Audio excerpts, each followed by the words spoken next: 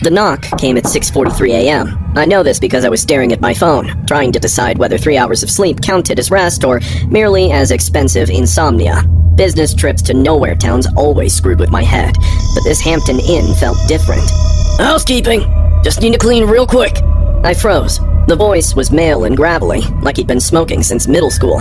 I hadn't put out the do not disturb sign because, honestly, who bothers you at 6:43 a.m.? I didn't request housekeeping. I called through the door. "Hotel policy, ma'am. Daily cleaning. It won't take but a minute." I moved closer to the peephole. A man in a gray janitor's uniform stood there, hands shoved deep in his pockets. Something about his posture made my skin crawl. He was too still, eager, and patient. I said no, thank you. He didn't move for a long moment. He just stood there, and I could feel him listening, breathing on the other side of that thin hotel door. Finally, his footsteps retreated down the hallway. I should have chalked it up to overzealous hotel staff and tried to squeeze in another hour before my client meeting. Instead, I found myself pacing the small room while that encounter replayed in my head like a broken record. 20 minutes later, I heard it again. The same knock and rhythm, but it wasn't my door. It was coming from down the hall. I pressed my ear to the door, holding my breath. "Housekeeping! Just need to clean real quick." I had to look. My primal gut was screaming that this wasn't right, and I've learned to trust that voice. It's kept me alive in boardrooms full of predators, and apparently it works in shady hotels too. I turned the deadbolt as quietly as possible and cracked the door open just enough to see down the hallway. Room 237. He was standing there in that same gray uniform. His hands weren't in his pockets anymore. They were on the door handle. He was trying to open it, rather desperately. He didn't have a cart, cleaning supplies, or key cards. He was merely a man in a worn-out uniform, testing door handles as if he were shopping for unlocked rooms. The woman in 237 must have been smarter than me, or maybe just more tired, because she didn't answer. He stood there for another 30 seconds, testing the handle again, then moved to 239. My hands were shaking now. I watched him try 3 more doors, the same routine each time. He performed a polite knock, recited the scripted line, and then gently tested the handle when no one answered. He moved like he had all the time in the world, like the moment was just another Tuesday morning. Room 243 opened. I couldn't see who answered, but I heard a woman's voice, groggy and confused. I didn't order housekeeping. "Hotel policy, ma'am. Daily cleaning." I don't know. I'm not dressed. "Won't take but a minute. Just need to check something real quick." The way he said check something made my stomach turn. There was hunger in his voice now, barely contained excitement that hadn't been there when he knocked on my door. I slammed my door shut and grabbed my phone, fingers fumbling as I dialed the front desk. Hampton Inn, this is Derek. How can I help you? There's a man in a janitor's uniform going door to door, claiming to be housekeeping. He tried to get into my room, and now he's down the hall trying other doors. A man? Ma'am, our housekeeper is a woman, and she doesn't start until 10 a.m. The blood drained from my face. What? Maria is our only housekeeper on duty today, and she won't be in for another 2 hours. What room are you in? 231. He's at room 243 right now. I think he got someone to open their door. I'm calling security and police right now. Stay in your room and don't open the door for anyone. I hung up and pressed my ear to the door again. The hallway had gone quiet. Too quiet. No voices, no footsteps, nothing. Then I heard it. A soft, muffled crying coming from down the hall that will haunt me until the day I die. I grabbed the security latch and chained my door, then dragged the desk chair over and wedged it under the handle. My heart was pounding so hard I could hear it in my ears, drowning everything else out. 3 minutes later, I heard running footsteps in the hallway. It had to be security, the police. They were shouting. Then the door slammed open. "Ma'am, are you okay? Ma'am, can you hear me?" The crying was louder now. I stayed pressed against my door for what felt like hours, but was probably only 20 minutes. Finally, there was a gentle knock on my door. This is Officer Martinez with the police department. The man has been apprehended. You're safe now."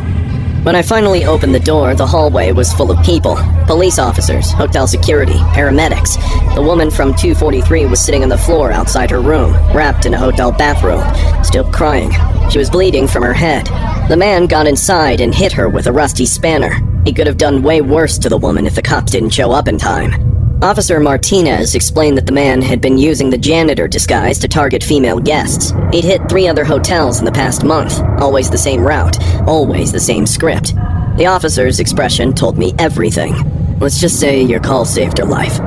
I checked out that morning and drove straight home, but I can't shake the image of him standing in the hallway. The patience, the calculation, the way he tried my door handle just to see, just in case I'd been careless with the lock. I still travel for work, but now I always request rooms near the elevator, always check the peephole twice, always verify housekeeping with the front desk, even if it seems too much. The neon sign reading Sunset Motel flickered like a dying heartbeat. I sat in my dead Honda, staring at the place that looked like every horror movie's opening scene. But at 2 a.m. on a deserted highway with my phone at 3% battery, this dump was my only option. The desk clerk barely looked up when I paid cash. His eyes were bloodshot, and he smelled like stale cigarettes. The room was exactly what I expected. Brown carpet that squelched under my feet, a bedspread that probably hadn't been washed for years, and walls thin enough that I could hear every movement from neighboring rooms. But I was exhausted. The bed would have to do for a few hours until the tow truck could come at dawn. I just kicked off my shoes when somebody knocked on my door like they were in grave danger.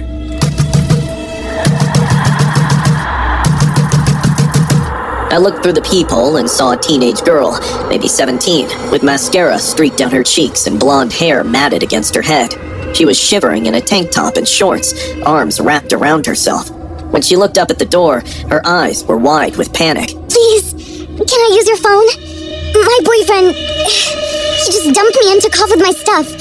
I need to call my friend. Every instinct I had screamed at me in a big no. But looking at her through the peephole, seeing how young she was, how scared, I couldn't just leave her out there. I cracked the door open, chain still attached. Are you okay?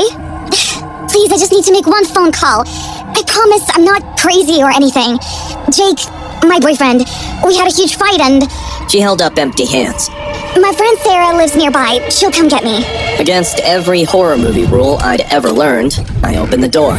She practically fell inside, still shaking. Up close, I could see she was even younger than I'd thought. There was a small bruise forming on her left cheek. Thank you so much. She took my phone with trembling hands. I'm Megan, by the way. I'm so sorry about this.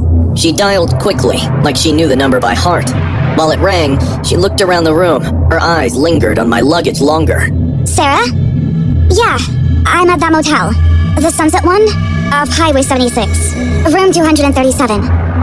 Yeah, a lady. No, she's cool. Real nice, actually. Blonde, probably late 20s. Traveling alone. My blood went cold. That wasn't how you'd describe someone to a friend picking you up. That was how you'd describe someone to... She can't. I saw her car outside. It's broken down. Megan's eyes met mine, and I saw something that made my skin crawl. She wasn't scared anymore. She was calculating. I reached for my phone, but she stepped back, still holding it. 10 minutes? Perfect. She nodded at whatever Sarah was saying. I backed away slowly, trying not to show my panic. I think you should leave now. Megan smiled, and it was the most terrifying thing I'd ever seen. Sweet and innocent on the surface, but her eyes were dead. You know what's funny about people like you? She said, still holding my phone. You're so desperate to be good. To help. It makes this so much easier. She walked to the window, peering out at the parking lot. Sarah's bringing friends.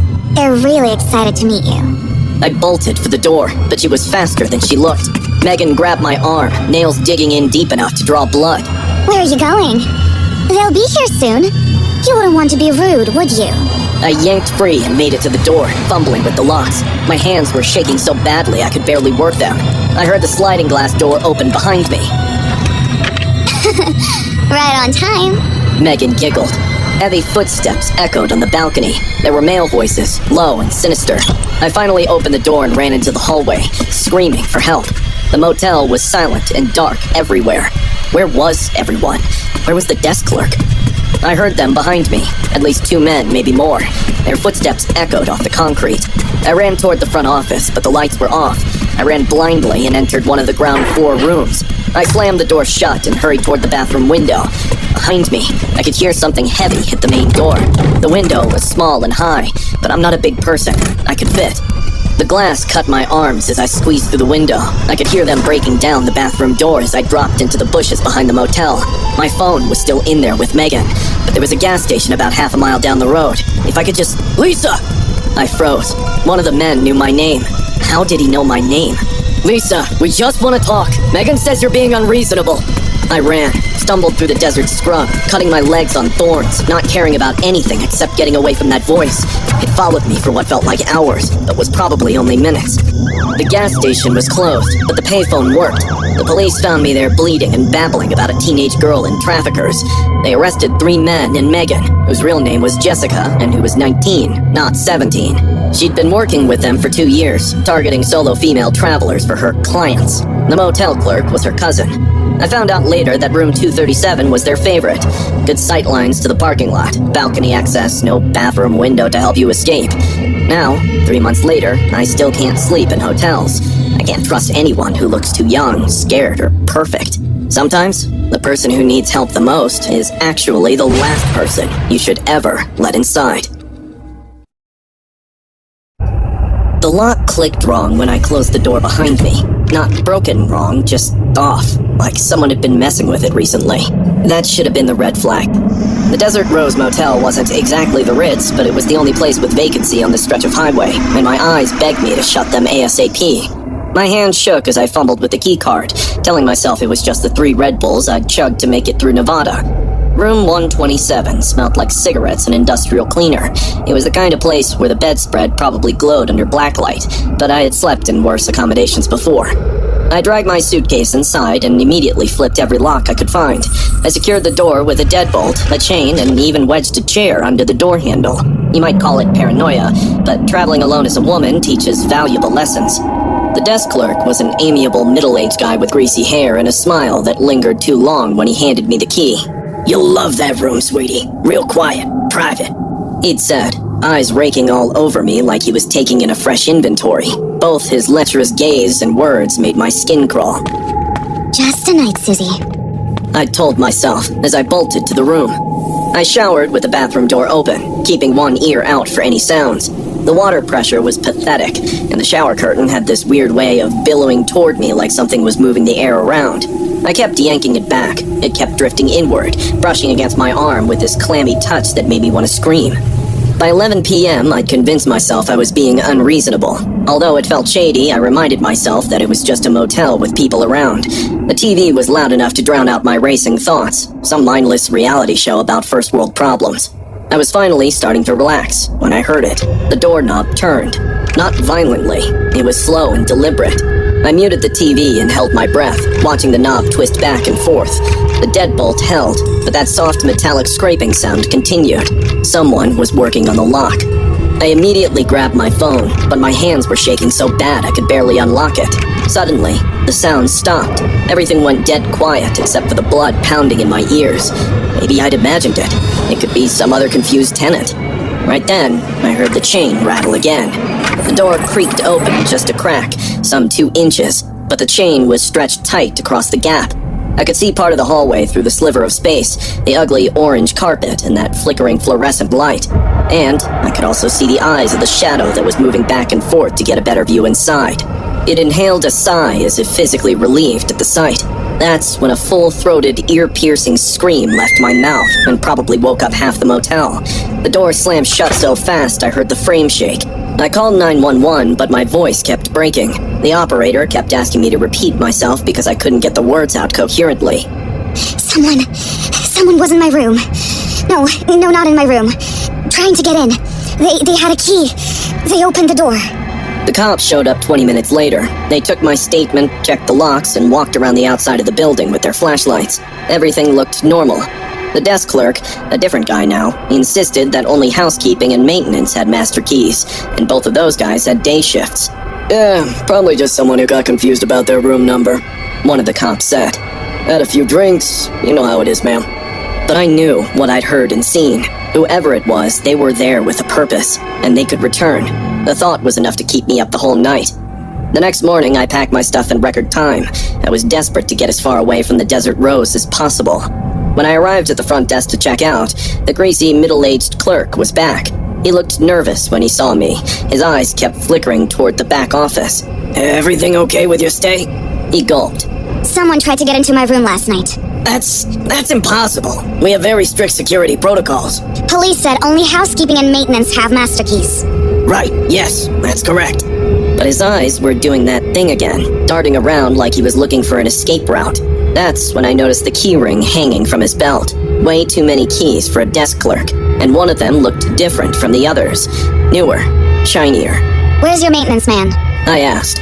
He doesn't come in till later. What's his name? The clerk's mouth opened and closed like a fish. I don't think I should. I trusted my gut feeling and called the police again. Turns out, the desk clerk, Eddie Torino, had been making his own master keys for months. Not to steal anything or hurt anyone, just to watch the women sleep. He'd let himself into rooms where single women were staying, stand in the doorway and watch them for hours. Sometimes he'd take pictures with his phone, or just stand there and breathe. 4 other women had stayed in room 127 over the past 3 months. They all woke up with that weird feeling that someone had been there but couldn't prove it. Those confused women checked out early, convinced they were losing their minds. The only reason I found out the truth was because I was awake and screamed. The only reason he got caught was because I made noise. Eddie's in jail now, but I still can't sleep in hotels anymore. Every time I hear a door handle turn or see a maintenance uniform, I'm right back in that room, watching that door open inch by inch. The worst part isn't that he was there. The worst part is where else he could be. Because he comes with many faces, and sometimes they are familiar.